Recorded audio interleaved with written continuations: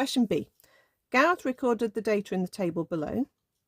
He used the data to produce a graph of the distributions. Okay, so you can see what that looks like. And then it says, state 2 corrections that Gareth needs to make to the histogram so it accurately represents the data in the table. Okay. So the first thing I would do is check that it's correct. So between 2.5 to 3, height 3. Yeah, now that's way high, but he's gone from 3 to 4 there. So that's strange. Does that add up? 17 and 22, 30. Yeah, that seems about the right height if he's added those together. That's back to 7. Nothing.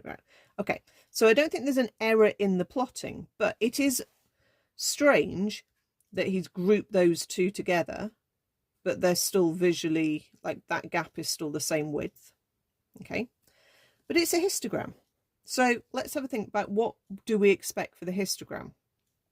We can have groups of different widths, but those widths need to be consistently, you know, along a numerical scale. So a group that goes from 3 to 4 needs to be twice as wide, right?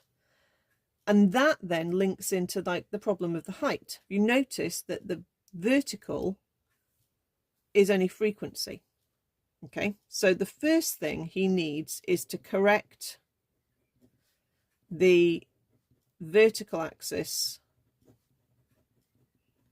and change it to frequency density, and sort of relabel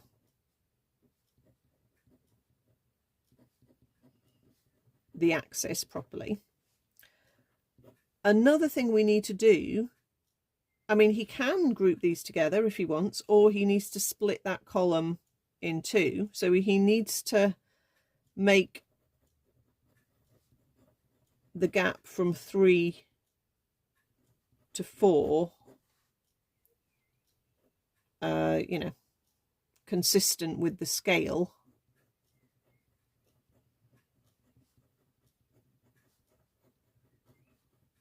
On the horizontal. Okay. Another thing, so I know it says 2 corrections, but there's 3 things that strike me, is that you don't have gaps in your histogram. Okay, 2.5 up to 3.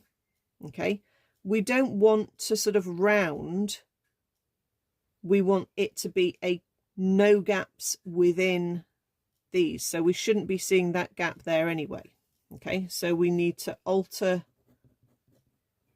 the columns so there are no gaps between, unless obviously there's a 0 in a category.